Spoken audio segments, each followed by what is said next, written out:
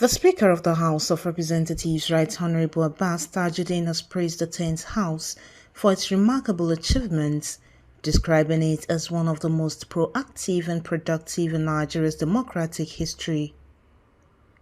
At the inaugural National Policy Dialogue on the legislative agenda of the House, the Speaker highlighted the House's commitment to transparency, citizen engagement, and inclusive governance, citing the recent policy dialogue as an example of its effort to engage Nigerians and report its performance. To join us for this inaugural policy dialogue on the legislative agenda of the 10th House of Representatives. This is a clear demonstration of our shared effort to promote parliamentary accountability, transparency, and a truly citizen-driven legislature.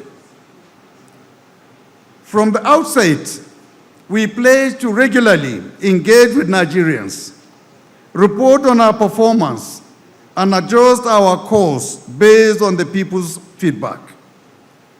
Today's dialogue is part of that promise, serving as a precursor to the upcoming Open NAS Week, where we open our doors to scrutiny and present our midterm progress and report card. The goal of this event is not only to celebrate our achievements, but also to candidly examine areas of improvement in the spirit of openness and democratic inclusion. I thank everyone present, especially our esteemed guests, former presiding officers, senior government officials, our civil society partners, and the international community for their support in making this event possible. As the House prepares to mark the midpoint of its tenure, it is important to reflect on our journey so far. When the 10th House was inaugurated in June 2023, Nigeria faced significant challenges. The economy was weak, and there were present development and security crises. The populace was understandably frustrated and losing hope in democracy's ability to meet their aspirations. This was followed by the shock of the removal of fuel subsidies, which exacerbated economic hardship and increased public anxiety. We recognize that extraordinary times required an extraordinary response from the legislature. Therefore, from the onset, the House dedicated itself to creating and implementing the most ambitious legislative agenda in our history. Designed to deliver good governance, this agenda aims to restore hope in democracy for our people. The legislative agenda was not crafted in isolation.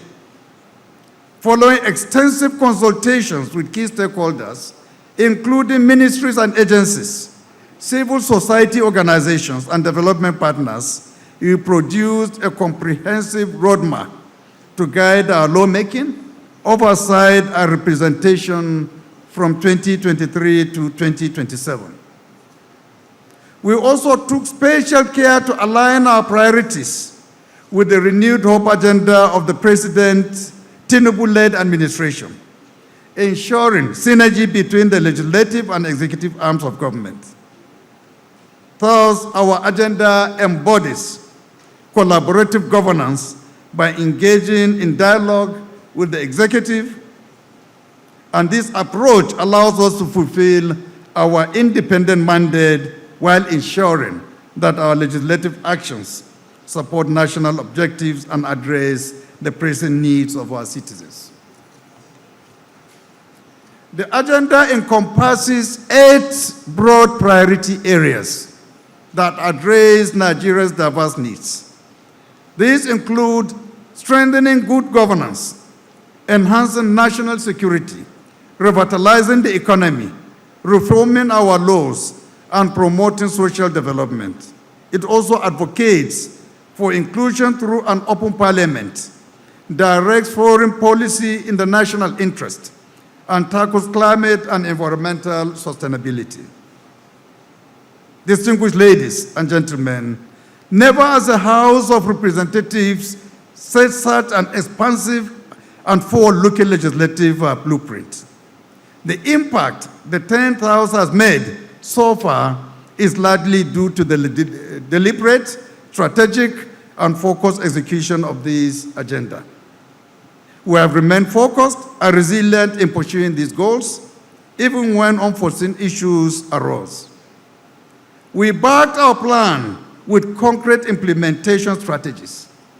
Each House committee integrated the agenda into its work plans. We established clear milestones and key performance indicators to track progress, and we set up special committees to monitor and evaluate how well we are meeting our targets. We also insisted on better communication and regular reporting, which included requiring members to maintain functional constituency offices and report on their engagement with the public, ensuring accountability at every step. Crucially, our agenda was designed with the flexibility to respond to emerging crises. This means that even as new challenges have arisen, we have adapted swiftly without losing sight of our long-term goals. In short, we did not simply announce an ambitious agenda and hope for the best. We put in place the mechanisms and political will to implement it. The Deputy Speaker of the House of Representatives, Right Honorable Benjamin Okezie Kalu, has underscored the House's commitment to translating Nigeria's aspirations into actionable governance. Kalu emphasized the importance of collaboration and stakeholders' engagement in refining the legislative toolkit to drive national development. Today, as we inaugurate the National Policy Dialogue on Legislative Agenda of the House, we are in truth laying the foundation stones of a bridge between the aspiration of our people and the legislative actions that must shape their reality. A bridge between Parliament and public, policy and people, mandate and meaning. We gather not merely as policymakers, but as custodians of Nigeria's democratic future, united by our shared vision to translate the aspiration of our people into actionable governance. Ladies and gentlemen, let me begin by acknowledging the inspiring leadership of President Bola Ahmed Tinubu, GCFR, whose renewed hope agenda has redefined Nigeria's developmental trajectory. His bold reforms, from fiscal restructuring to security sector overhaul, have laid a resilient foundation for prosperity. Under his stewardship, Nigeria is witnessing a paradigm shift, a transition from potential to performance, from challenges to solution, and from despair to hope. Ladies and gentlemen, yet we in the House of Representatives know that hope must be legislated into reality. Laws are the scaffolding upon which nations are built and rebuilt. Under the astute leadership of my principal, the Right Honorable Speaker of the House of Representatives, Right Honorable Abbas, PhD, GCON, the 10th House has become a legislative powerhouse. Since June 13, 2023, the House has considered over 1,059 bills spanning every facet of national life, from constitutional amendments to sector-specific reforms in education, in health, and security, as well as the economy. Our 8-pillar legislative agenda, as captured in our legislative agenda 2.0, is both bold as well as deliberate. It aligns seamlessly with the national development priorities and is designed to be the engine room of national transformation. These pillars include good governance and anti-corruption, national security, social sector development, inclusive and open parliament, economic growth and diversification, fiscal federalism and resource control, environmental sustainability, law reforms, and constitutional review. I'm sure my principal, by the time he's giving his remark, will enlarge the discussion on all these areas. I won't bore you by just introducing what we are here for today. I salute the Speaker, actually, for orchestrating this legislative surge.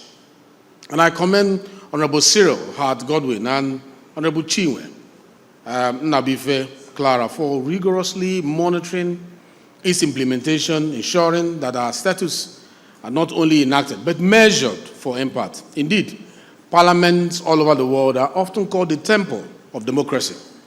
If that is true, then today's dialogue is the opening of his inner sanctum. For too long, legislation has been seen as a guided preserve of lawmakers alone. But a house built without windows invites no light, and a house built without doors welcomes no visitors.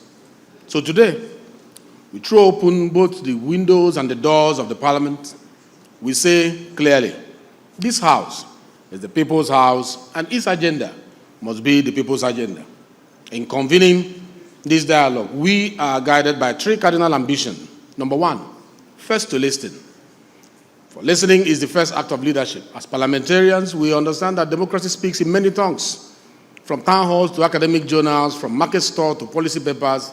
The dialogue creates a platform where lawmakers, policymakers, academia, civic society, and development partners can speak, and we can listen with humility and act with courage. Amongst dignitaries who spoke at the event are the former Speaker of the House of Representatives, Honorable Yakubu Dogara, Clement Wako, Executive Director at Policy and Legal Advocacy Center, and others. One, or maximum two. First of all, it's always a pleasure and an honor for us to be called upon to identify with this institution that I served in personally for 16 unbroken years. And I must assure this House that I'm not stranger to legislative agendas. Dr. Clem is here.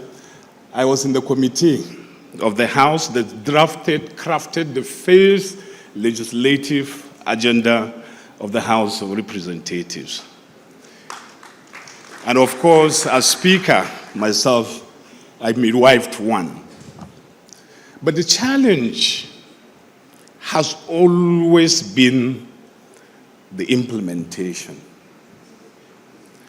Whether you're talking about allocation of resources and then intervention from some other arms of government.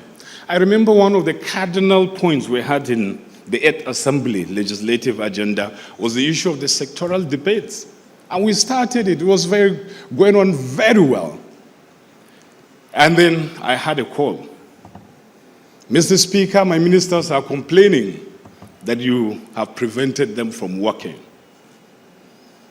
And it was just for a minister to show for just 30, 40 minutes, present in areas that we thought were very, very critical to the national economy, because then we were talking about diversification of our revenue sources.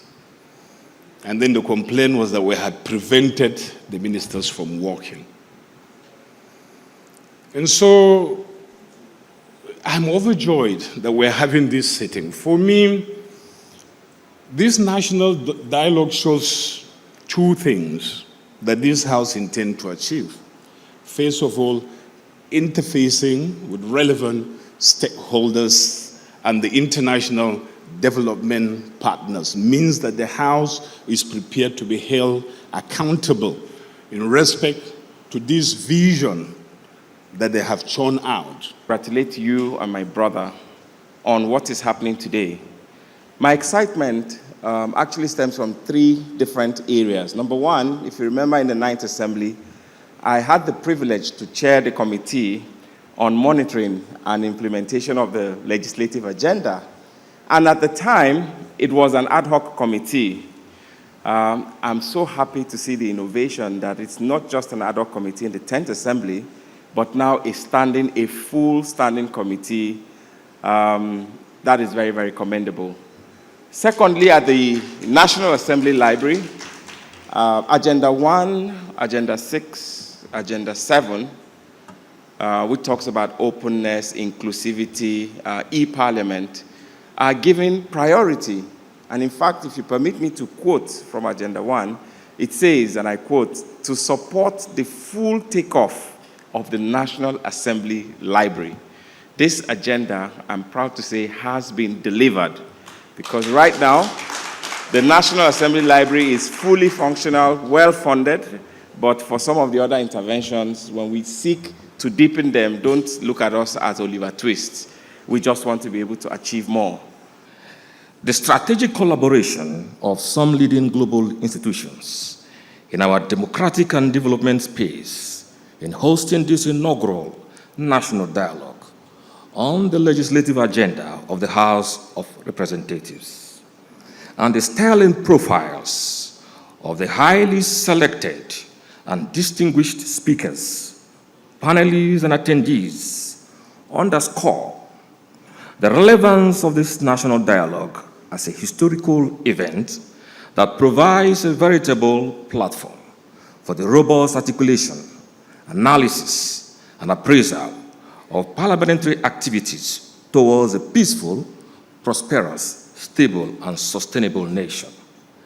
The legislative agenda of the 10th House surely green flags the House of Representatives as the green chambers, as the house of the people, or the people's house, the beacon and the bastion of our democracy, as it heralds a new era of purposeful alignment with global parliamentary best practices benchmarked by the key indicators of strategic focus, measurable impact, and parliamentary audit. Comfort Olayinka, GCTV News.